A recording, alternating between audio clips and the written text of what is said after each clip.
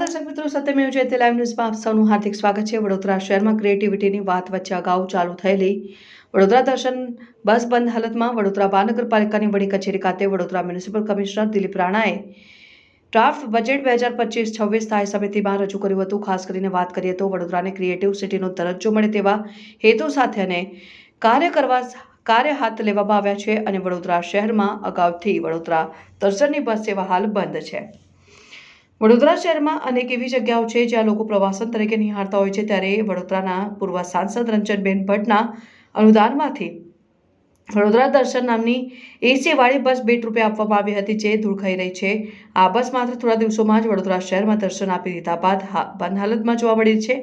પૂર્વ સાંસદ રંજનબેન દ્વારા વડોદરા કોર્પોરેશનને વર્ષ 2015-16માં આ ભેટ સ્વરૂપે આપવામાં આવી હતી, જેની જાળવણી રાખવામાં પાલિકા તંત્ર નિષ્ફળ।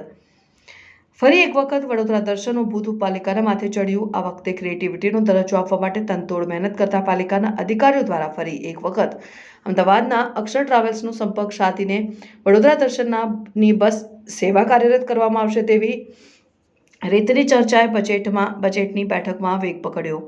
વડોદરા મહાનગરપાલિકાની ટુરિસ્ટ શાખાના અધિકારી અંકુશ ગરુડ સાથે વાત કરતા તેઓએ જણાવ્યું કે વડોદરા શહેરની ક્રિએટિવિટી સિટીના ભાગરૂપે અમદાવાદ મ્યુનિસિપલ કોર્પોરેશનનો સંપર્ક સાધ્યો હતો અને તેઓએ અક્ષર ટ્રાવેલ્સ દ્વારા શહેરમાં બસ સેવા પૂરી પાડવામાં આવેલ તેમ જણાવ્યું હતું।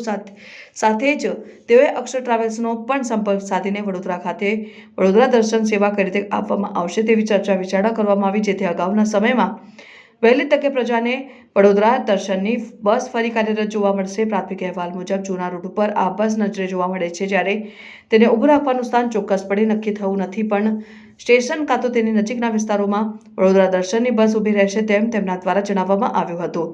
નવી બસ આવશે કે નહીં તેના ઉપર પણ હજી પ્રશ્નાર્થ છે, પણ હાલ પૂર્વ સાંસદ રંજનબેન ભટ્ટના અનુદાનમાંથી આપવામાં આવેલી એસી બસ જે હાલ ખખડધજ હાલતમાં છે તે વડોદરાના રાજમાર્ગ ઉપર દોડશે તો નવાય નહીં।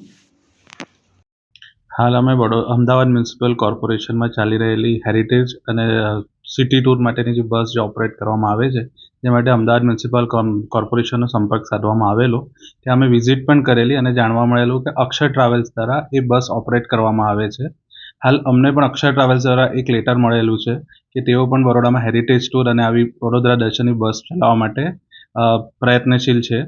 હાલ અમે અક્ષર ટ્રાવેલ્સ જોડે સંકલન કરી રહ્યા છે અને આ બસ વહેલામાં વહેલી તકે ચાલુ થઈ જાય, જે જૂનો રૂટ છે તે પ્લસ બીજા કયા નવા રૂટ એડ કરી શકાય એ રીતના સંકલન કરીને વહેલી તકે ચાલુ કરી શકીશું। કેટલી બસો ચાલુ થશે?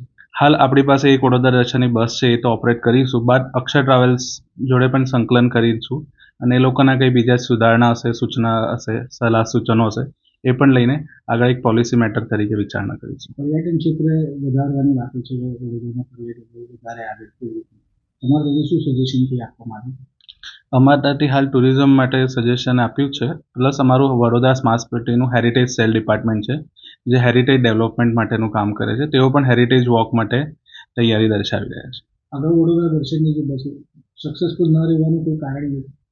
હાલ એવું તો કંઈ નથી, પણ અગાઉ આ બસ વિનાયક ટ્રાન્સપોર્ટેશન દ્વારા ઓપરેટ કરવામાં આવતી હતી।